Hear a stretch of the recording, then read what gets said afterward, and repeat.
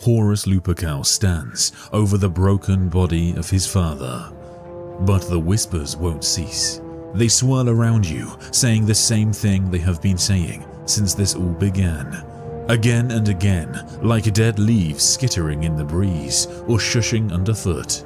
Like the dry wing cases of beetles, like whirring moths, like the fire spit of the warp, unending. What is it that they keep whispering? It's infuriating. You can almost make out the words. The name. One name. No, one phrase. Uttered and repeated, echoed and amplified by psychoacoustic force. One phrase made of white light, uttered in unison by 1 million voices. 2 million. An entire species. The Emperor must live. The Emperor must live. The Emperor must live. The Emperor must live. The Emperor must live. The Emperor must live. The Emperor must live. The Emperor must live. The Emperor must live. Hello and welcome back to Terra, where today I am going to try and correct some of the wrong that has been done to my beloved First Legion.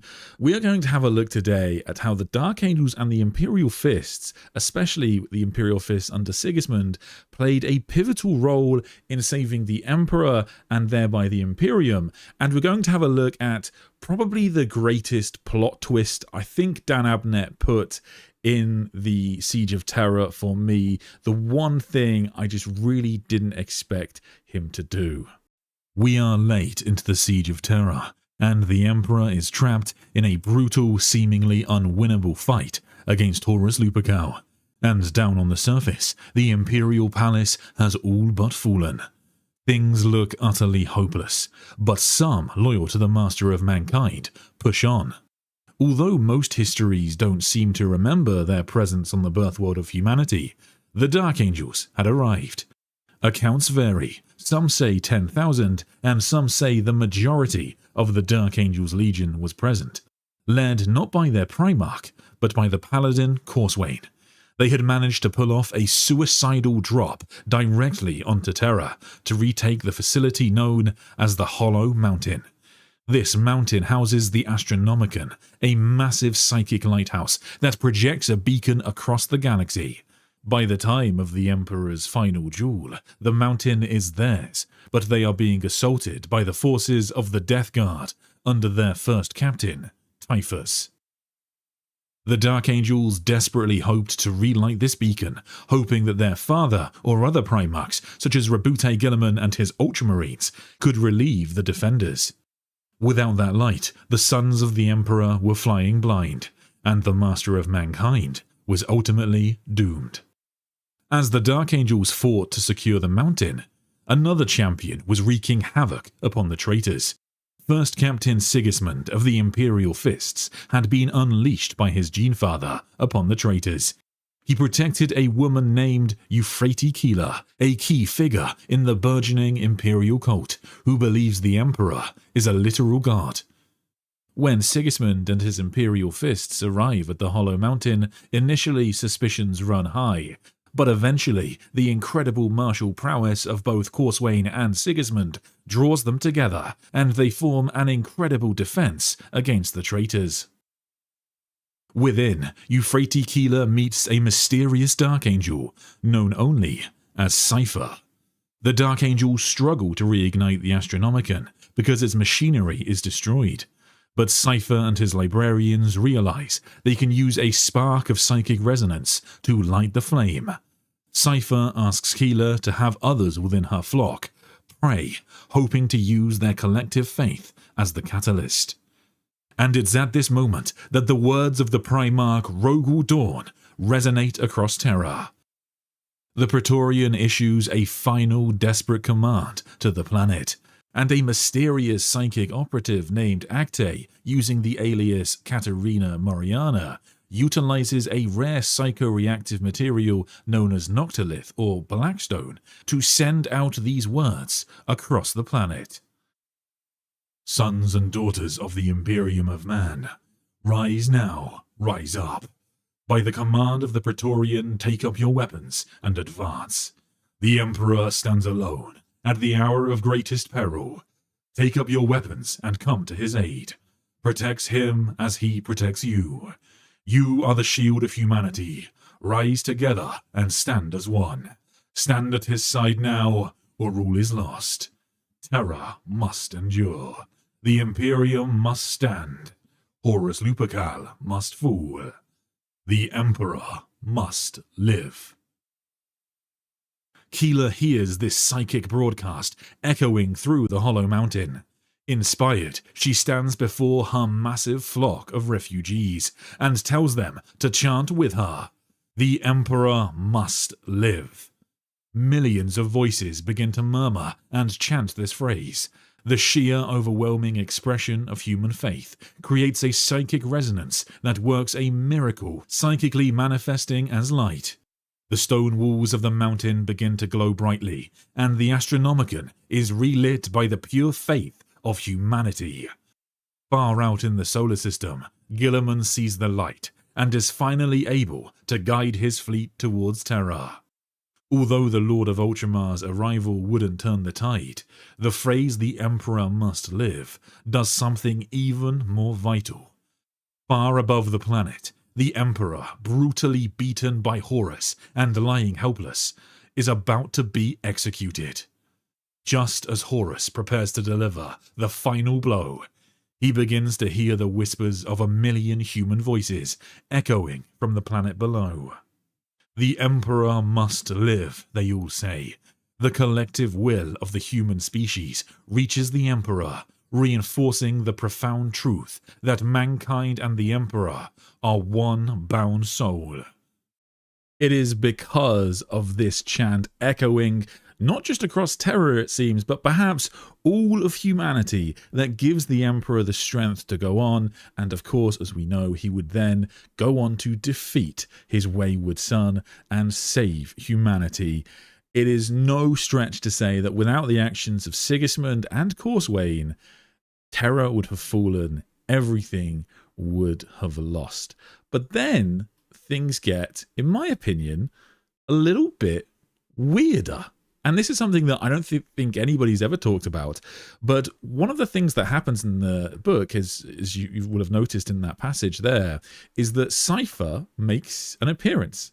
Now, this isn't necessarily the same Cipher as we know in 40K. He goes by the phrase Lord Cipher, and his appearance in the series is much more in keeping with something like a mythical being of Caliban, that when he arrives upon Terra, and when he reveals himself, and he's wearing that metal mask that you can see here, when he wears that, he gives the Dark Angels kind of extra courage, and they fight harder in his presence.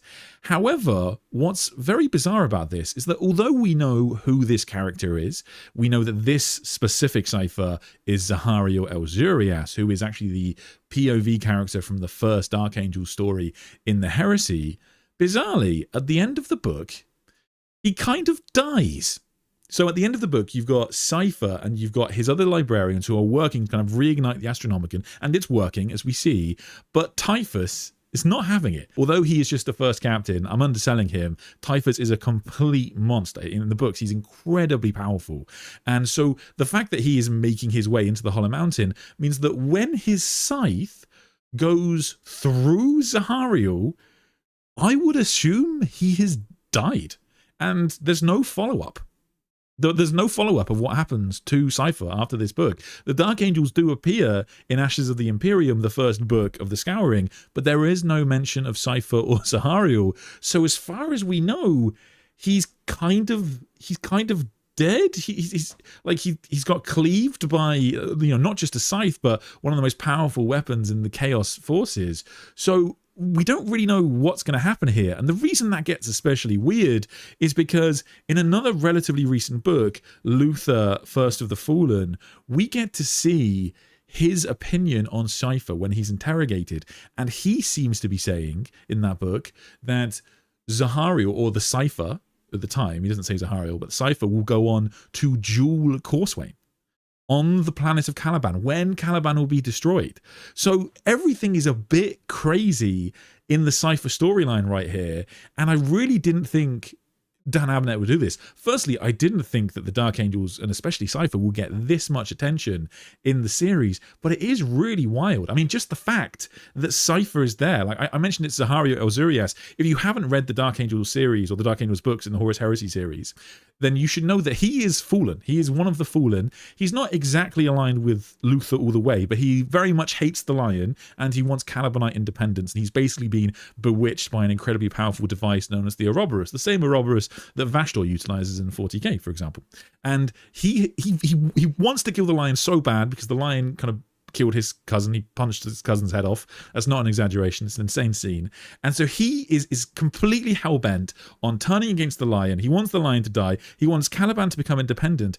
And yet, he is a pivotal character in saving the Emperor of Mankind and thereby the Imperium.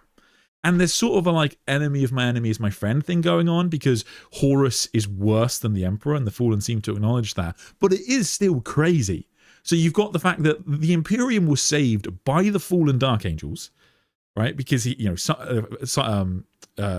Zahario had made it to Terra with Corswain and these reinforcements, and now Dan Abnett's thrown the spanner in the works that he kind of appears to be dead at the end of the book. So it's just an absolutely crazy scene, and I don't know if anyone else has any thoughts about this, but yeah, I've been thinking about this for about a year now, and I can't really see what Abnett was doing. I was very excited to hopefully see something on him in Ashes of the Imperium, but as of yet, there's just nothing there. So yeah, interested to see what you all think. Chat, hello and welcome. Oh, chat's not there. Ah, huzzah. Okay, chat, you're with me. Okay, we're back. So yes, curious to see what you guys think. Let me know in chat what you're thinking, and let's get into the questions. This is a really like cool story that I think people should know. I think that it is a classic case of I think this has been very well written in the Heresy, because like I mentioned, and when it comes to the Horus Heresy, and when it comes to the histories of the Imperium, the fact that the Dark Angels weren't there is pretty widely said. It has been repeated by characters in the setting, but weirdly it sort of makes sense, because they're on this sort of secret mission, you know, trying to retake the Astronomicon and relight it, but also the Lion himself isn't there. So it does sort of work, but they've actually gone on to play this incredibly important role. And the books also go on to explain further that the Lion was also relatively important during the Siege of Terra, more so than you might think, because when Sanguinius, the Primarch of the Blood Angels, fought against Angron, Sanguinius knew that Nuceria had been destroyed by the Dark Angels and perhaps Space Wolves and Raven Guard. And the reason that's so important is because that planet's destruction weakened Angron for Sanguinius's fight against him.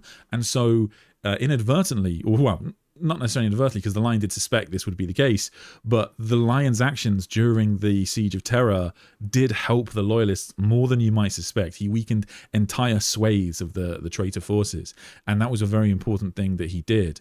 And the reason that's quite heartbreaking is because the Lion kind of curses himself in 40K because he regrets that he wasn't able to do anything to save Sanguinius, unaware of the fact that he actually did, which is pretty heart-wrenching, really. The Custodes that were on the Vengeful Spirit disagree with the whole Big E must live. Yes, well, to be fair, K Counters Dusk, he does have it as well, and he's the last one that's with the Emperor. He does think the Emperor must live. So the last one remaining that the Emperor hasn't had to euthanize, or technically he's sort of already dead at that point, but he's just kind of going with K Counters Dusk is the last of the Custodians with the Emperor, and the Emperor, it's sort of implied, already killed him, but the Emperor's power is just pushing him on. And so he when he talks about himself in the book, he's like, I'm a dead man, I'm just waiting to die. So yeah, and then Horus finally kills him.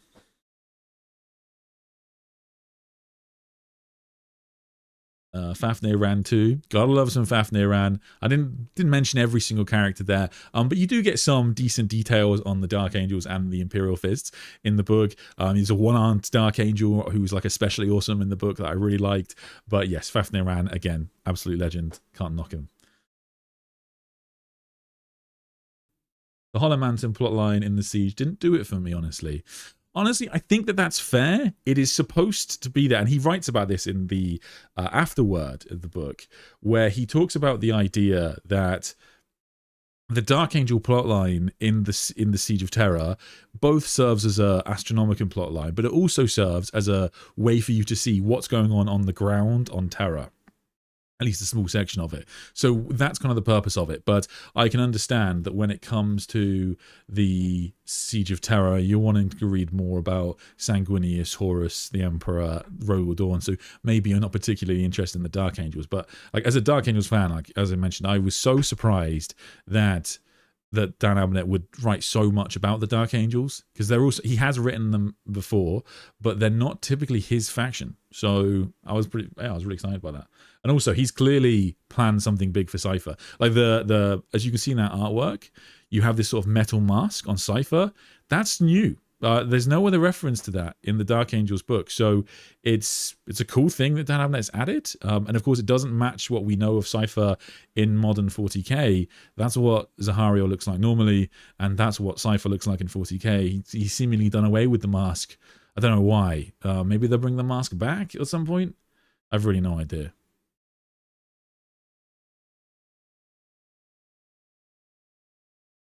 The identity of the Lost Primarch is supposed to be lost to history, but some characters were there before they disappeared, like Belisarius, Guilliman. Couldn't they reveal them? It's a good question.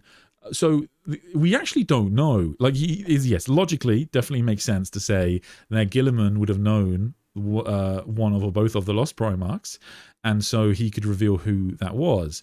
But from the Horus Heresy heavily implies that, well, we know that the Emperor used to mess around in people's memories a lot. We definitely know that. And it implies that all of the Primarchs, to some degree, had their memories altered around the 2nd and 11th. And they were also forbidden from talking about the 2nd and 11th. So we don't even know whether they know the truth. Any of them. I mean, presumably the traitor Primarchs could just find out and reveal what happened, because there is, the Chaos Gods could have told them, and like Horus is privy to information that he otherwise shouldn't know, like the identity of his mother and that kind of thing. But for Guilliman and the Lion, they actually might not know, bizarrely. So it could be written either way.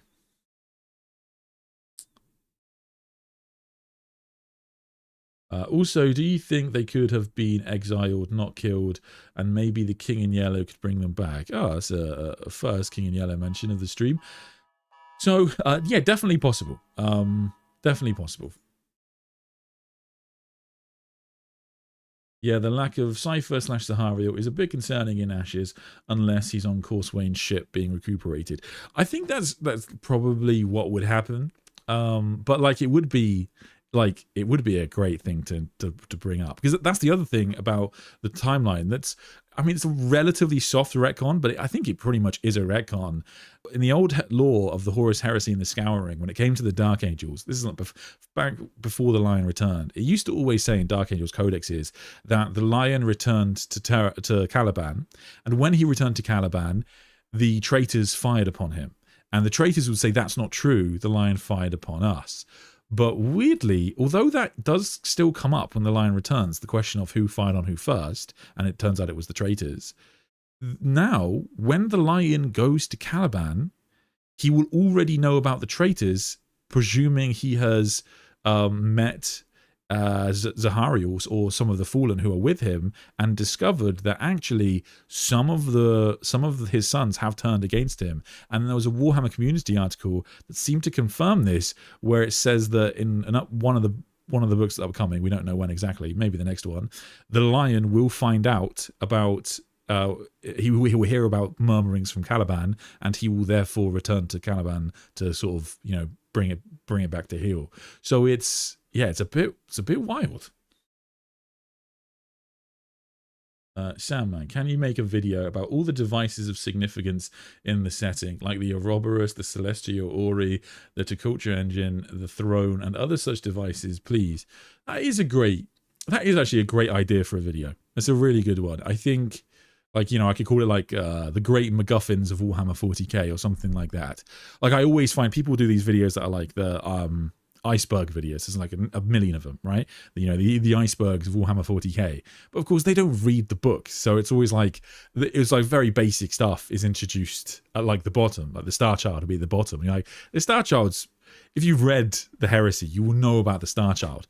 If you know, like, if you've read very obscure, like, small things within the setting, then you might find something like very niche. So I don't really understand the methodology behind those videos a lot of the time, but I like the idea of like the great MacGuffins of 40K, and I just kind of like go through everything I think of that's weird. How does the Lion feel about the two ciphers? Cipher is not brought up specifically during the Lion's return so far, but no doubt he will have heard about it. Cipher is, of course, well known to the Dark Angels. They've captured him before. The book Unforgiven has the Dark Angels capture Cipher. So Azrael would have spoken to the Lion about Cipher. The Lion may have already figured it out. Furthermore, the other interesting thing is that around the time of the Lion's return, they released the book Cipher, Lord of the Fallen, and then that's the book where he breaks out of the Black Cells upon Terra, and he ends up ultimately nearly getting into the throne room, and yeah, a bunch of custodian, like assassins, loads of people die in that book. The Dark Angels prove themselves, because the Dark Angels are hunting Cipher, and Cipher, I've done a whole video on this if you're interested. Cipher gets to the throne room. There's a custodian who's been animated by the Emperor, and he has a dream of an emperor in a dusty city, and he tells Cipher not yet. So Cipher then leaves the Imperial Palace, and we know at the end of the book that the custodians are still hunting Cipher. So that might be something we see in the upcoming lore, is the custodians being brought into the fray, because if the custodians are hunting Cipher and Cipher draws them towards the Lion, which logically he might do, then that would bring the Lion into contact with the custodians, which we've actually not seen properly. Like, there are custodians in Ashes of the Imperium, of course, and we assume they've met, but we actually haven't seen much exploration of the Lion and the custodians' relationship, which is kind of funny, because if they get along, it would be hilarious, because the custodians are very dickish to Guilliman, and Guilliman's the nicer of the two. Theory: Cipher is a psychic construct, potentially an amalgam of multiple people, which is why his inner monologue is like a box of cats. I don't think that's impossible. I still prefer Corswain, but I don't mind that theory so much. Or like if he's multiple people pushed together, I'm okay with that. I think if it's Corswain, it hits hard, because Corswain's beloved by the Lion. He's an incredibly loyal son, and the idea that he's lived 10,000 years in this kind of torturous existence is pretty heartbreaking. So I'm all about that. So is Lord Cipher Corswain, or did Zahariel somehow survive? So there's a bunch of options. So either Cipher is dead at the end of that book, and someone else is going to take up the mantle for the final fight between him and Corswain, because according to Luther, Cipher will like stand with Luther against the Lion and Corswain. So you're going to get 2v2 when the Lion and Luther face, and the Luther doesn't know who wins that duel. And then, yeah, so that's option number one. Option two is that he's somehow survived, and he just like, I don't know, maybe he has a revelation or whatever, but then he's going to go with the Dark Angels and the Lion back to Caliban, and then turn upon the Lion at Caliban. But yeah, like, Zahari was so unbelievably tainted, I would expect the Lion to kind of sniff it out. So yeah, I don't know exactly what they're thinking. It's a bit wild. Why is Cipher John Wicking everybody? Is that what they call a plot shield? I mean, he is supposed to be pretty OP. So Zahariel, whoever it is, so Corswain is a legendary swordsman. So if it's Corswain, he is one of the best fighters in the Great Crusade. He's put in the same level as like Sigismund. I don't think many people would put him above Sigismund, but he is thought of on the same level with Sigismund, Sevatar, these kind of fighters. And Zahariel is one of the most powerful psykers in the Imperium. So he was already very powerful when he was young, and then he gets a boost through the Heresy by his connection to the Ouroboros. And so by the time we get to the Siege of Terra. He's incredibly powerful. He's not as strong as Typhus, we'd be pretty confident, because he needs to team up with other librarians to take on Typhus, but he is still a monster, and Typhus is incredibly strong, you know, pseudo Primarch level Typhus is. So he's a complete beast. So yeah, either way, Cipher is incredibly powerful. What's weird is that whoever it is sort of doesn't match with the current Cipher, because current Cipher doesn't use a sword, so doesn't match Corswain, and he doesn't use psychic powers, so it doesn't match Zahariel. He doesn't use a mask, so it doesn't match Zahariel, and he also doesn't seem to hate the Dark Angels very much, so it doesn't really match Zahariel. So it's sort of it's a weird one.